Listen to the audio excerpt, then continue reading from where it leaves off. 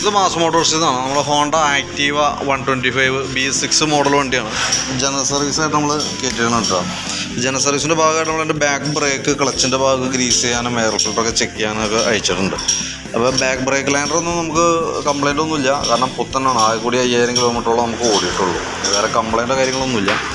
എന്നാലും നമുക്ക് ബ്രേക്കിൻ്റെ ക്യാമൊക്കെ ഒന്ന് അഴിച്ച് ഗ്രീസിങ് നടത്തുന്നുണ്ട്. കാരണം ഈ മഴയുടെ പ്രോബ്ലമൊക്കെ ഉള്ള കാരണം നനഞ്ഞൊക്കെ ഓടുന്ന സമയത്ത് സ്വാഭാവികമായിട്ട് അത് ടൈറ്റ് വരാനുള്ള സാധ്യതയുണ്ട്. അപ്പോൾ അതൊക്കെ ഒന്ന് അഴിച്ച് ഗ്രീസ് ചെയ്യാനുണ്ട്.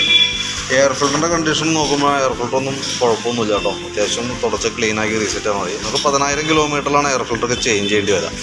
പിന്നെ ക്ലച്ചിൻ്റെ ഭാഗം നമ്മൾ അഴിച്ച് ചെക്ക് ചെയ്യുന്നുണ്ട്. ഓയിൽ ലീക്കേജോ കാര്യങ്ങൾ എന്തെങ്കിലും ഉണ്ടോ എന്ന് അറിയാനും, അതേപോലെ ബെൽറ്റിൻ്റെ കണ്ടീഷൻ നോക്കണം, ക്ലച്ച് ഗ്രീസിങ് ചെയ്യേണ്ടതാണെങ്കിൽ അത് ചെയ്യണം. അതിനൊക്കെ വേണ്ടിയിട്ടാണ് ക്ലച്ചിൻ്റെ ഭാഗം നമ്മൾ ക്ലച്ച് ഓവറോളിംഗ് ആയിട്ട് ചെയ്യുന്നത്. അപ്പം നിലവിൽ വേറെ ഓയിൽ ലീക്കോ കാര്യങ്ങളൊന്നുമില്ല. കിക്കറിൻ്റെ വീലൊക്കെ നമുക്കൊന്ന് അഴിച്ച് ഗ്രീസിങ് നടത്തിയിടാം. പിന്നെ ബെൽറ്റിൻ്റെ കണ്ടീഷനായാലും ബെൽറ്റൊന്നും ഒരു അനക്കം വന്നിട്ടില്ല, കാരണം പുത്തൻ ആകെ കൂടി അത്രയുള്ള ഓടിയിട്ടുള്ളൂ. 5000 കിലോമീറ്റർ 6000 കഷ്ടങ്ങളാവുന്നുള്ളൂ. അപ്പോൾ നിലവിൽ ക്ലച്ചിൻ്റെ ഭാഗത്തൊന്നും വേറെ പ്രോബ്ലം ഒന്നുമില്ല കേട്ടോ. വേരിയേറ്റർ ബോഡിയൊക്കെ ആയാലും ഒരു അനക്കം പറ്റില്ല. അതൊക്കെ അങ്ങനെ തന്നെ ക്ലീൻ ചെയ്താണ്ട് കയറ്റിയിട്ടാൽ മതി. പിന്നെ ക്ലച്ച് വെയിറ്റ് സെറ്റ് യൂണിറ്റ് ആയാലും വർക്കിംഗ് ഒക്കെ ഓക്കെയാണ്. നിലവിൽ വേറെ പ്രോബ്ലം ഒന്നുമില്ല കേട്ടോ.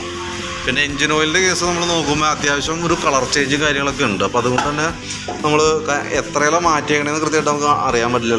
അപ്പോൾ അതുകൊണ്ട് തന്നെ ഓയിൽ മാറ്റിയിട്ടുണ്ട്. നെക്സ്റ്റ് ഓയിൽ ചേഞ്ചിൻ്റെ ഒരു സ്റ്റിക്കർ നമ്മൾ വണ്ടിയുടെ സീറ്റിൻ്റെ ഉള്ളിൽ നമുക്ക് സ്റ്റിക്കർ ചെയ്തേക്കാം. അപ്പോൾ നമുക്കൊരു ഡൗട്ട് ഇല്ലാത്ത രീതിയിൽ നമുക്കത് ക്ലിയർ ചെയ്ത് പോകട്ടോ. പിന്നെ എന്ന് പറഞ്ഞാൽ നമുക്ക് വണ്ടി സ്റ്റാർട്ടിങ്ങിൻ്റെ ഒരു പ്രോബ്ലം പറഞ്ഞിട്ടുണ്ട്, സ്റ്റാർട്ടിങ് കംപ്ലീറ്റ് ആയിട്ട് പറഞ്ഞിട്ടുണ്ട്. അപ്പോൾ നമ്മൾ ബാറ്ററിയുടെ ഭാഗം ഒന്ന് ചെക്ക് ചെയ്ത് നോക്കണുണ്ട്. കാരണം എന്ന് വെച്ച് കഴിഞ്ഞാൽ ഈ മോഡലിന് ബാറ്ററി ഡാമേജ് ഉണ്ടെങ്കിൽ ഈ പറഞ്ഞ സ്റ്റാർട്ടിങ്ങിൻ്റെ പ്രശ്നം കാണിച്ചുകൊണ്ടിരിക്കും. അപ്പോൾ നമ്മൾ ബാറ്ററി ഇതുമ്പോൾ ഇരിക്കുന്നത് എക്സൈഡിൻ്റെ ബാറ്ററിയാണ്, 5 ആമ്പറിൻ്റെ ബാറ്ററിയാണ് നമുക്ക് ഇതുമ്പോൾ ഇരിക്കുന്നത് കേട്ടോ. അപ്പോൾ ഞാൻ അതിൻ്റെ വോൾട്ട് ടെസ്റ്റ് കാര്യങ്ങളൊക്കെ നടത്തുമ്പോൾ നമുക്ക് കറക്റ്റ് 12.50 വോൾട്ട് കിട്ടുന്നുണ്ട്.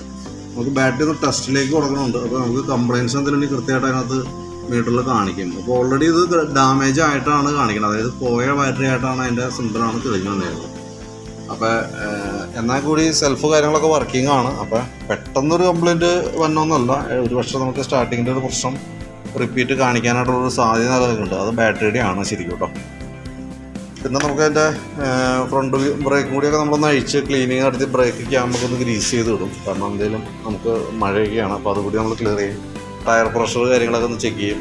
ടയറിൻ്റെ എയർ പ്രഷർ, സ്വിച്ച് ഐറ്റംസ്, അതൊക്കെ ഒന്ന് സ്വിച്ച് ആക്സിലേറ്ററിനൊക്കെ പ്ലേ വളരെ കുറവാണല്ലോ. അപ്പോൾ അതൊക്കെ ഒന്ന് കറക്റ്റ് ചെയ്തിട്ടുണ്ട്. അതൊക്കെയാണ് മെയിനായിട്ട് നമുക്കുള്ളൂ. സർവീസുമായി ബന്ധപ്പെട്ട് ബാക്കിയത്തെ എല്ലാ ഭാഗങ്ങളും ഒന്ന് ചെക്ക് ചെയ്ത് പോകുന്നുണ്ട്. അപ്പോൾ പ്ലഗ്ഗൊക്കെ ആയാലും നമുക്കൊന്ന് ക്ലീൻ ചെയ്ത് കയറ്റിയിട്ടാൽ മതി. എയർ ഫിൽറ്ററും പ്ലഗ്ഗും കൂടി ഒരുമിച്ചാണ് മാറ്റേണ്ടി വരാറ്. നമുക്കൊരു 10000 കിലോമീറ്ററിൽ ചെയ്താൽ മതി അത് കേട്ടോ. അപ്പോൾ ഇതിനകത്ത് ചെക്ക് ചെയ്യുമ്പോൾ ഡാമേജ് ആയിട്ട് കാണുന്നത് നമുക്ക് ബാറ്ററി മാത്രമാണ്. പിന്നെ വണ്ടി മൈലേജിൻ്റെ കംപ്ലയിൻറ്റ് കേസ് പറഞ്ഞിട്ടുണ്ട്. അപ്പോൾ നമ്മൾ പ്രത്യക്ഷത്തിൽ നോക്കുമ്പോൾ കൂടി നമുക്ക് 5000-6000 കിലോമീറ്ററിൻ്റെ അടുത്ത് കഷ്ടിയായിട്ടുള്ളൂ. അപ്പോൾ നിലവിൽ അത്യാവശ്യം നമുക്കൊരു എഞ്ചിൻ ഹീറ്റായിട്ട് ഓടുമ്പോഴൊക്കെയാണ് നമുക്ക് മൈലേജ് സാധാരണ രീതിയിൽ അത്യാവശ്യം മൈലേജ് അതിൽ കയറി കിട്ടുള്ളൂ നമുക്ക്. അപ്പോൾ അതൊന്ന് കറക്റ്റായിട്ടൊന്ന് ചെക്ക് ചെയ്ത് നോക്കാം. ഇത് നമുക്ക് പുറമേ നമുക്ക് ട്യൂണിങ്ങോ കാര്യങ്ങളൊന്നും ചെയ്യാൻ പറ്റില്ല, കാരണം പ്രോഗ്രാം ചെയ്താണ് വണ്ടിയാണ്. അപ്പോൾ പ്രോഗ്രാമിങ് ആയതുകൊണ്ട് തന്നെ നമ്മൾ ബാക്കിയത്തെ ഭാഗങ്ങൾ കൃത്യമായിട്ടാണ്, എഞ്ചിൻ ഹീറ്റിങ് കാര്യങ്ങളൊക്കെ കറക്റ്റായിട്ടാണ്.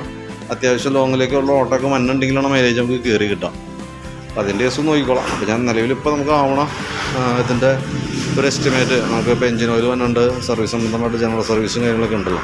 അപ്പോൾ അതിൻ്റെ ഒരു എസ്റ്റിമേറ്റ് ഒന്ന് ക്ലിയർ ചെയ്തിട്ട് വാട്സാപ്പിലേക്ക് ഒന്ന് സെൻഡ് ചെയ്തിട്ടേ കേട്ടോ. അപ്പോൾ സമയം പോലെ ഒന്ന് നോക്കിക്കോളൂ. വണ്ടി എന്തെങ്കിലും വൈകുന്നേരത്തേക്ക് ആവുള്ളൂ, നോക്കിയിട്ട് വിളിക്കാം കേട്ടോ.